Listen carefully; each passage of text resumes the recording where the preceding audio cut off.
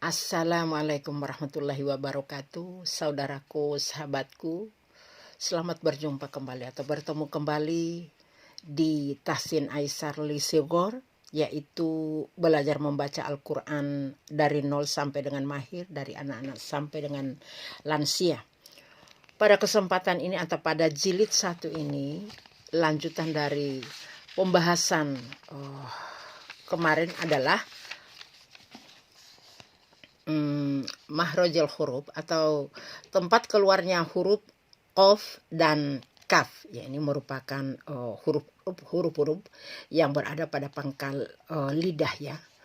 Kalau huruf qaf itu berada pada pangkal lidah yang paling belakang dengan langit-langit, dan huruf kaf juga merupakan huruf yang berada pada pangkal lidah, yaitu atau agak tengah ya, agak di depan dari qaf itu ya, dengan langit-langit di depan mahrojil huruf qaf ya, kalau kaf itu ya, seperti ini ya.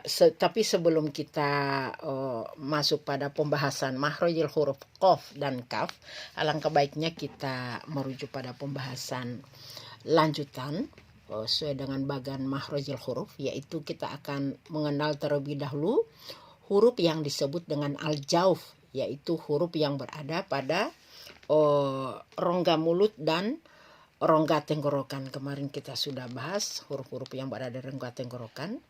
Ya, di sana ada hamzah atau a dan h. Ya, makanya huruf-huruf al-jauf itu huruf-huruf yang keluar dari rongga mulut. Ini rongga mulut ini gambar ini rongga mulut, huruf yang keluar dari sini. Dan huruf yang keluar dari tenggorokan, jadi dari tenggorokan menuju ke sana. Ya, huruf-huruf al-jauf ini sebelum kita tiba pada pembahasan mahrojil huruf qaf dan kaf, maka alangkah baiknya mari kita melihat huruf-huruf yang keluar dari rongga mulut dan tenggorokan atau disebut dengan huruf al-jauf. Kita lihat pada pembahasan kali ini, yaitu huruf al-jauf itu sendiri adalah huruf yang keluar dari rongga mulut dan rongga tenggorokan ya. Jadi seperti ini huruf-huruf yang keluar dari rongga mulut, ini rongga mulut ini, dan ini seperti ini, dan rongga tenggorokan, ini rongga tenggorokan ya. Jadi huruf-huruf itu karena berkaitan dengan rongga mulut dengan tenggorokan, jadi al-jauf itu merupakan tempat keluarnya huruf-huruf mat. Jadi al-jauf ini ya, huruf yang keluar dari tenggorokan sampai dengan rongga mulut, ini merupakan huruf-huruf yang merupakan tempat keluarnya huruf-huruf mat. Jadi tempat keluarnya huruf-huruf panjang ya. Huruf-huruf mat atau mat itu ada yang panjangnya 2 harokat, 3, 4, 5 sampai dengan 6 ya.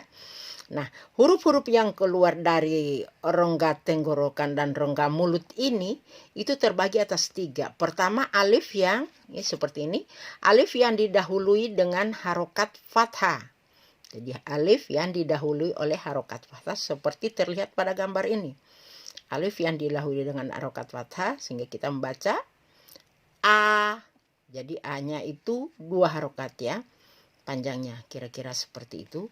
Nah, ketika mengeluarkan huruf A itu dari tenggorokan langsung keluar begitu, jadi tanpa hambatan ya, keluar seperti itu, dan bunyinya itu di luar sini ya, di luar sini nih.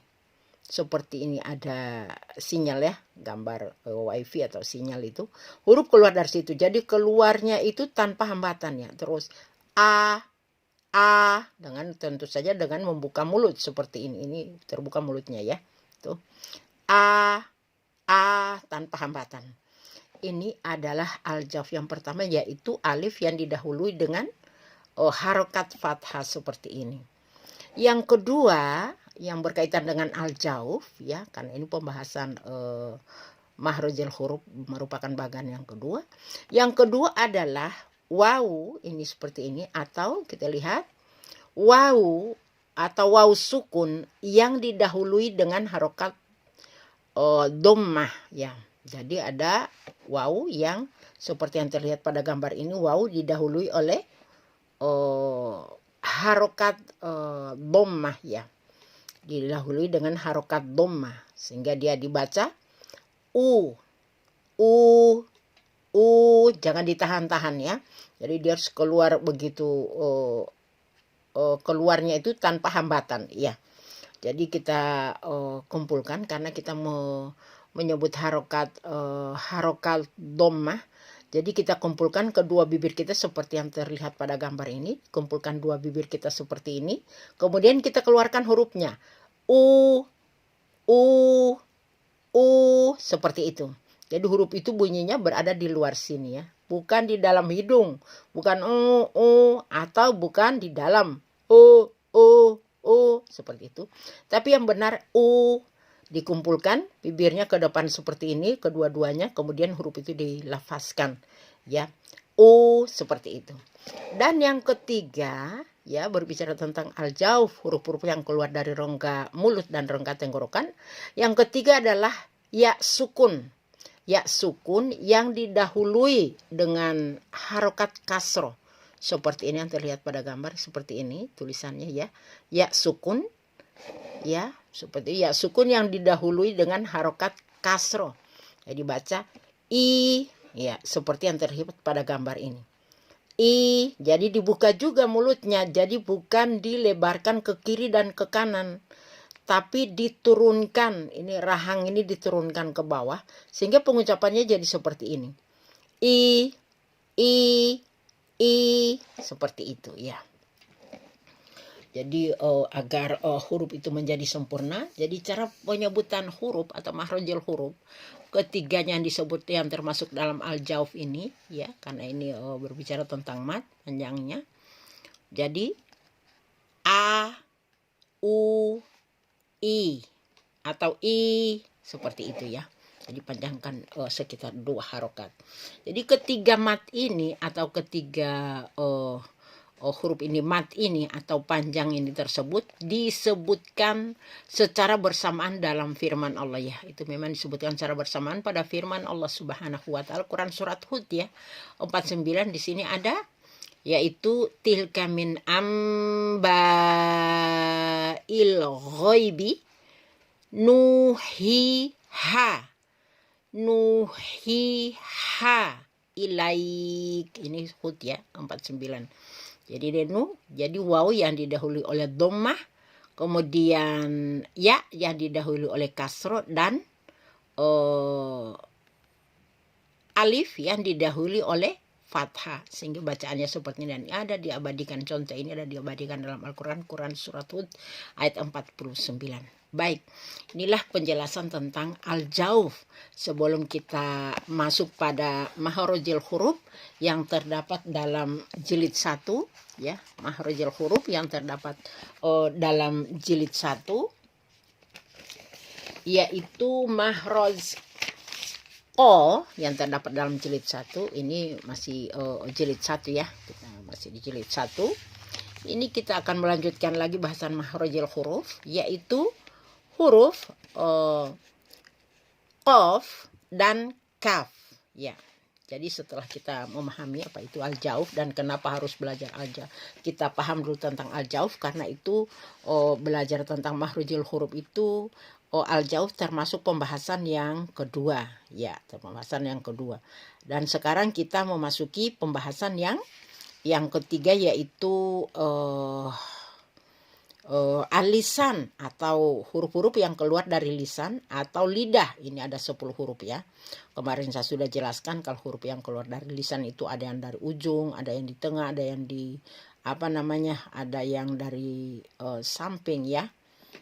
Dan dari sini kemudian ada yang tengah, ada yang paling pangkal ya. Pada kesempatan ini kita akan membahas tentang makhrajul huruf yang keluar dari pangkal. Ya, pangkal ini ya, seperti apa yang terlihat pada gambar ini. Qaf ya. Jadi makhrajul huruf qaf adalah huruf yang keluar dari pangkal lidah. Ini qaf ya. Ini seperti terlihat pada qaf keluar dari pangkal lidah paling belakang dengan langit-langit. Jadi diperhatikan. Jadi makhrajul huruf atau makhraj qaf yaitu huruf atau mahroj yang keluar dari pangkal lidah paling belakang dengan langit-langit. Coba mari kita perhatikan gambar ini. Jadi pangkal lidah yang paling belakang ini, ya. Jadi huruf qaf itu keluar dari sini. Ya, jika kita akan melihat mahrojil huruf qaf, ya, itu seperti ini. Ini langit-langitnya, langit-langit yang paling qaf itu paling pangkal sini, ini paling atas sini. Itu mahrojil huruf qaf, ya. Seperti yang terlihat pada gambar ini, ya. Gambarnya memang agak kecil ini. Ya, saya agak dekatkan. Ini tempat mahrojil huruf qaf, ya. Jadi lisan bagian pangkal atau belakang seperti yang saya ini ya, atau belakang ini seperti yang saya tunjuk. Ini adalah pangkal lisan bagian ini, pangkal lisannya belakang ini pangkal lisan namanya. Pangkal lisan ini terangkat ke langit-langit. Ya, pangkal lisan ini terangkat sampai pada langit-langit dan ujung lisan ini karena ini merupakan mahrojil huruf alisan. Ya, jadi lisan kita atau lidah kita yang kita perhatikan. Jadi ujung lisan ini berada pada 2 gigi seri bagian bawah. Dan pangkal lisan atau ujung lisan berada pada langit-langit bagian lunak. Ini bagian lunak. Jadi paling ujung ya. Paling ujung itu jika kita menyentuh langit-langit kita, paling ujung itu paling lunak di bagian sini. Itu tempat huruf qaf. Jadi coba diletakkan dulu. Ini lisannya diletakkan seperti ini. Tempelkan di langit-langit yang paling lunak. Qaf atau qa. Kalau diberi huruf harokat fathah menjadi qa. Diletakkan dulu di langit-langit kemudian keluarkan hurufnya. Jadi huruf itu berasal dari sini atau mahrojil huruf atau tempat keluarnya huruf berasal di pangkal lidah kita yang paling ya. Pangkal yang paling belakang dan ditempelkan di langit-langit yang paling lunak. Jadi yang paling belakang. Kemudian yang kedua itu jika kita berbicara tentang mahrojil huruf qaf ya, qaf.